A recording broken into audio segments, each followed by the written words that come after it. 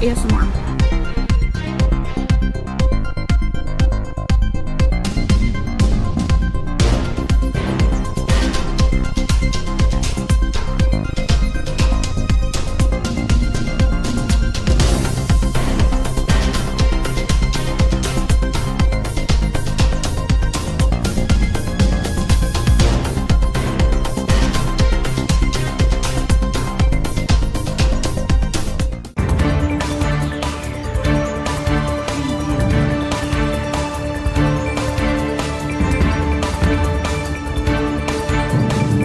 These are the voice notes that were sent to me based on the questions that the audience asked.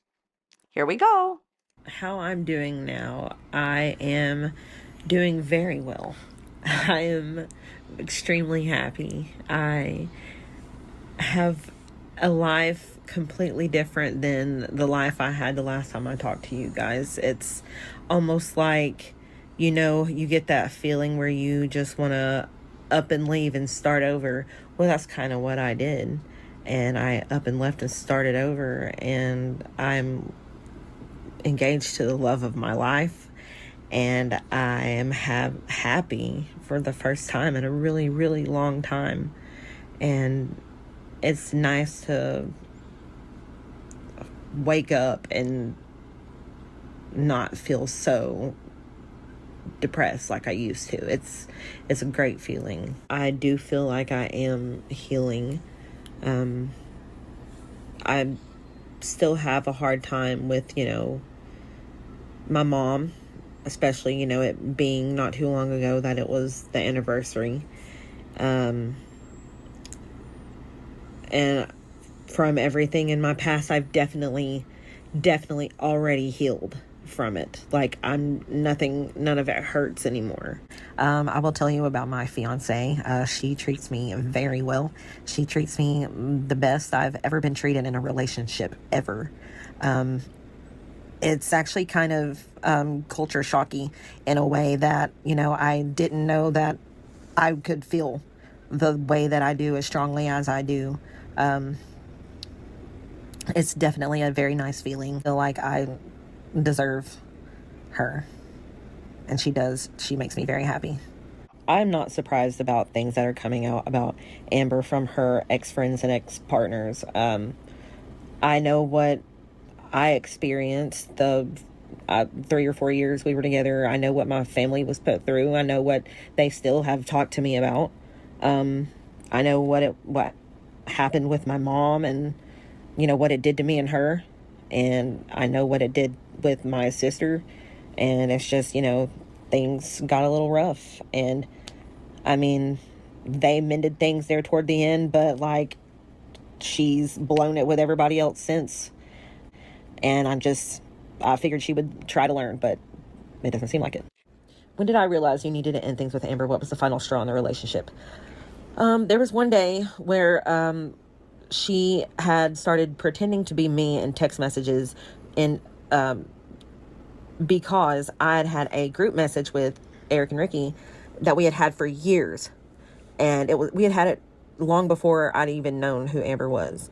And she was mad that she wasn't added to that one, that she had been added to a new one that we created for all four of us. And so she was pretending to be me, asking for her to be put in our old friend group one from years ago. And they automatically knew that it wasn't me, but they could tell that it was her. And me and her just got into a big argument about that. And it was so bad that we just ended up going to sleep. We were in the living room. I was on one chair and she was on the couch, and we went to sleep for a really long time. And when we woke up, we started fighting again. And then I ended up going to my family's that weekend. And that's whenever I decided that I didn't want to continue being in this toxic relationship anymore. That I know I was so worried about what would happen to her, who would take care of her, who would take care of the animals. That's why I stayed so long. I was just so concerned with, you know, I did care about this person. This was my friend. These animals, I did love these animals. I felt an obligation to take care of them. I guess it also tied into my trauma of just needing to feel needed. And I think that was also why I even stayed, because I also just felt like this person had nobody else. and I didn't deserve better. So that's why I stayed as long as I did. And I realized it was unhealthy, that it was doing neither one of us any favors, and that she should move on and hopefully move on, go live with her mom or, whatever she needed to do.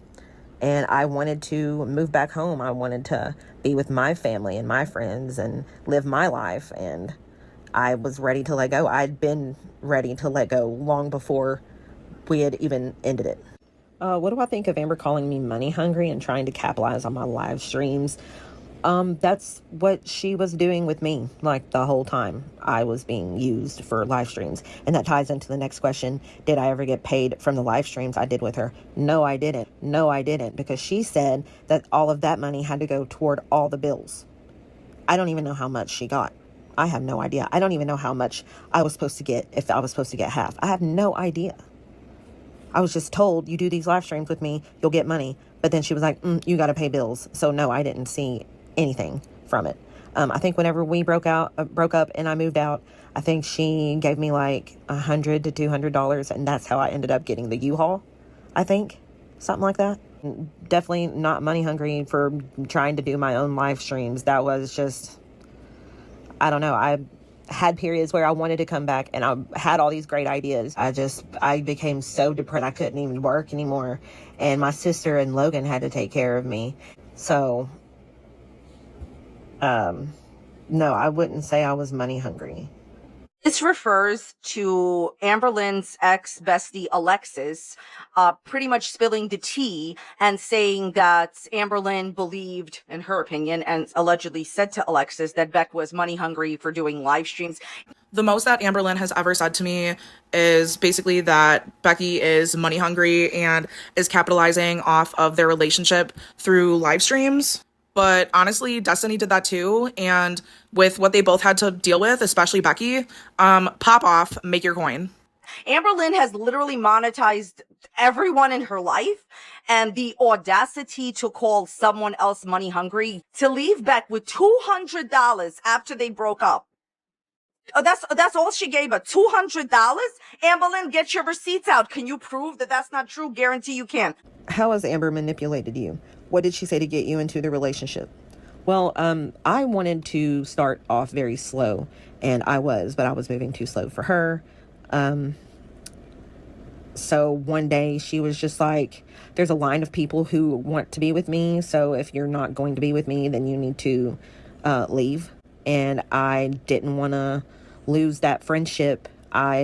She said she wasn't interested in being friends, and I didn't want to lose the friendship. I was enjoying hanging out with her and getting to know her. So I just rushed into it. I was like, okay, fine, we'll be in a relationship. And it was just like, after that, I felt stuck and obligated. And like, she definitely made it known to me that she did not have anybody else, that I was all she had. Said that Eric and Ricky still talk to Amber. Did Eric have a convo with me about this before reaching out to Amber? To be honest, we haven't spoken in almost a year. And whenever I became really depressed, I isolated myself, and they got upset with me for doing that and not texting them. So they stopped talking to me. And so I never tried to fight for that, because that had happened other times before where they would just stop talking to me and I would have to beg for them to talk to me again. But I would go through bouts of depression and isolate myself from everyone. So, I mean, it wasn't like I was doing it to them. But, yeah, we don't talk. We had that a little falling out there. So whatever they do, I really don't care what Amber does either. Well, I've talked about why Amber and I broke up, but there were other times where we tried to break up, and it was me trying to break up with her, and she would argue with me and beg me and exhaust me until I would just give in and stay. That happened a few different times, and there was a few different times that people in my life tried to get me to leave her. My family had an intervention with me. They took me to a park and was like, we are begging you to leave her. You are different. You aren't the same Beck that we used to know. We're worried about you. We just don't think this is a healthy relationship. And I was just so depressed at that point. I didn't care about myself. I didn't care about anything. I felt stuck. I felt it's what I deserved. I felt like I had nowhere to go if I were to leave. I don't know. There were many factors as to why, but my family did do an intervention with me. And there were also times when I would be hanging out with Eric and Ricky playing video games, and Amber would set timers for when I had to be back to hang out with her or do things for her. And I was always spending time with her. It was, just every now and then I would go hang out with Eric and Ricky. And Amber would be invited too, but she would not choose to hang out with us. And then make it a point to set a timer for whenever I had to be back. That concludes part 1, highlights of Beck's tell-all with Karina. We will continue to monitor the Amberverse for any new developments. Stay tuned.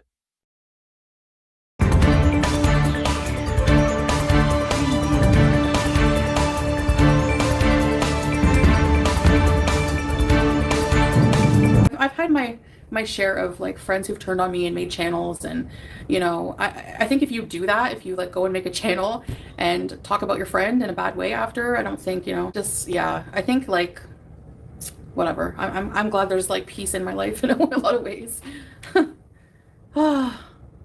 Honestly, I don't care. I'm like too old for this like high school lover weird, like honestly this Alexis person is so like pathetic for what she's doing, in my opinion. Like, I'm sorry, but anyways, like trying to, like, she has a soundboard like your mama was saying, like that was quick, it was like she was looking for a reason to end it, you know what I mean, like any reason so she could make a channel with a soundboard, and then like just like making like going from her like good friend who's concerned about her to making fun of her by using like things that Hater Nation would use, like saying moment and stuff like that. Like, get a life, whatever. You're so fake. I hate fake people. I don't know, like, I don't know anything. Like, what did she do to that Alexis girl? I don't know. I'm craving, like, coffee and donuts, so. Oh, my coffee? Okay, thanks. Hold on. It's their munchkins, yeah. I got some munchkins. Bruh. I know. You guys are gonna complain. What? A mocha iced cappuccino. Oh, no. That's to die for. Boston cream. So fresh. You spread the word, SB? Oh, you're in Kuwait too.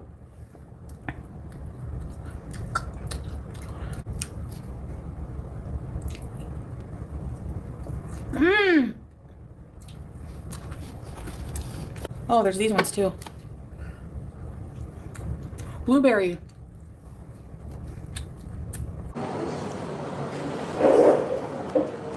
So, hey everyone, look at this cute little cappuccino.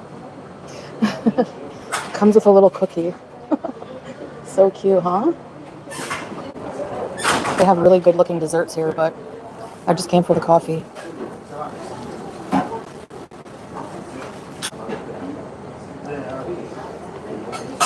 Nice, eh? Salah is out doing some business.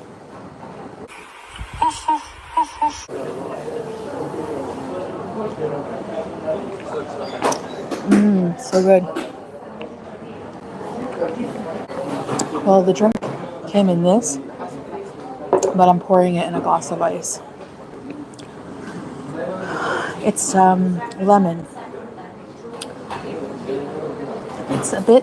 It's slightly sweet. It's not too sweet. That's why I like it. We have opened a new Matilda. Oh. This is free? Yes, free. Oh my gosh, wow, yeah. So this is a new dessert we opened, Matilda. Okay. So I hope you will love it, and this is the number 1 Oh my dessert gosh, we are wow. Okay, yeah, let me show them. Okay guys, I'm getting a Matilda cake on the house. Whoa! Oh my gosh. Thank you. You're welcome. Enjoy. Okay, can I just get yeah, thank you so much. Thank you so much. That's kind of you.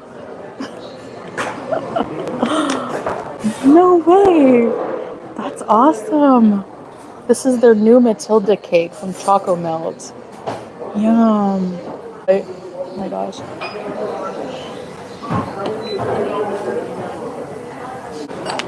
Do I look like the fat kid from Matilda right now? I have to take some to go and give some to Salah.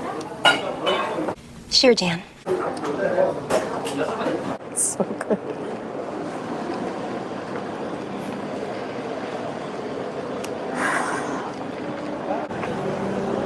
Nice palm trees. Okay. Okay, guys, I'm gonna end the stream here, go home, and go back live, okay? Why are we chilling in the gym? I don't know. Change of pace. She literally, like, euthanized her 2 dogs and has the nerve to, like, attack me for having euthanasia as an option, and people saying she was putting down a perfectly healthy cat. Really? Really? Did you not see the vet report? She has chronic kidney illness. She's 21. She's super old. She's not the picture of health. And if it was more traumatic for her to be rehomed, like, I was looking into my options. How dare you tell me I don't have the right to do that for my pet? What's the best option for her? You act like I wanted to put her down just to get rid of her. I've already taken to Pete's and, like, forgotten about me. I feel sad, but at the same time, like, I choose my husband over. Not that, like, it's not that I'm choosing. It's obviously, like, my husband is number 1 in my life. If I see her health super declined by the time I want to travel, I might just put her down. Oh yeah, I took care of her for 21 years, but I just wanted to put her down. You're sick in the head. And people who drink the Kool-Aid are just disgusting. It's just like saving BBJ. Do you know how much money she made off of that situation? Motive. But everyone is too stupid. I wasn't cheated on with anything that moves. Like, there was never any physical cheating. One mistake is all I'm willing to forgive, by the way, and I've said that a million times. There's no emotional cheating. Wanting to take a dump on someone is emotional cheating? No, it's called fetish, like something you're ashamed to talk to your wife about. That's the difference. So you look for somebody grungier. I don't know. Like, it's the truth. What emotional? Like 2 days of disgusting, like, stupid talk is emotional cheating? Since when? Give me a break. You can put faceless pics of wieners all over you want. You can do terrible drawings. You can laugh. You can do whatever you want. I don't care. You're not going to affect me. You're not going to ruin my marriage. So, no, it's not emotional cheating. We have a very strong emotional bond. That was pure, like, fetish, weird fetish shit. You can call it whatever you want. I don't care. I don't care. And people saying that somebody wants to grape people because, like, of a consensual fetish situation versus real life, you people are disgusting.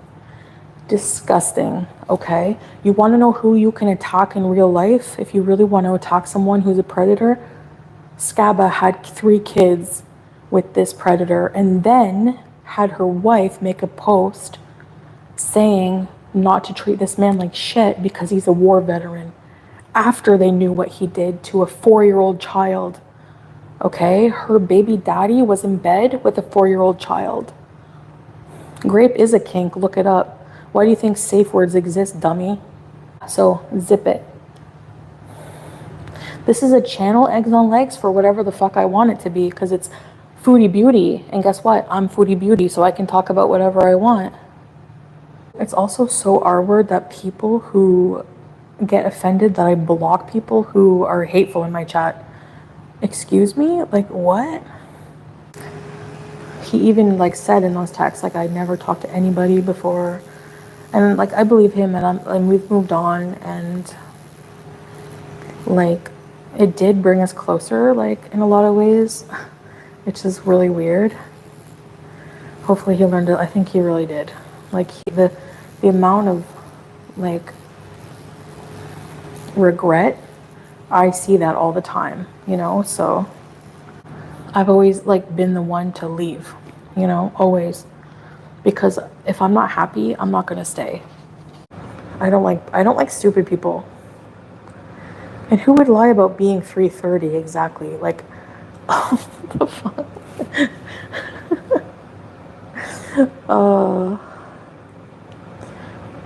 Anyway. So when I make merch, it's gonna say canceled, a t-shirt. I own it. Cancel me. I love it. I don't have Twitter now. Will you love me more if I eat quinoa and broccoli all day? Like, I don't need your approval. I don't care if you have a problem with me and what I eat. Like, who are you even? Like, okay, bye guys. I lasted like 2 days and I ate donuts in between. Does it mean I'm gonna give up? No, but anyway, I'm gonna be traveling, so I'm probably gonna be eating fast food some of the time. Probably most, I don't know, we'll see. Anyways, I have something today called chapatis. Oh my gosh. We got bonus chapatis. Beauty bite. And oh, that's good and fresh. So yeah, there's these chapati places everywhere. They make fresh chapati bread. It's like a flaky Indian bread. It's so good. Chicken 65 is like I don't know how to explain it. It's like sweet, sour, a bit spicy. Has potato, cheese. My cat has the zoomies, so she might be freaking out.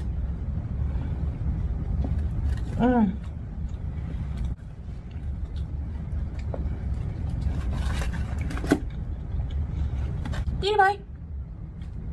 So this one has cheese, fries, and hot dog.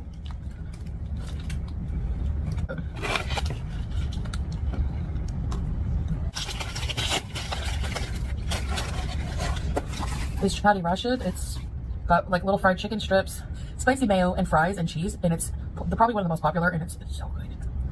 Yeah, so anyway, I guess that's it for this video. I'll see you guys in the next one.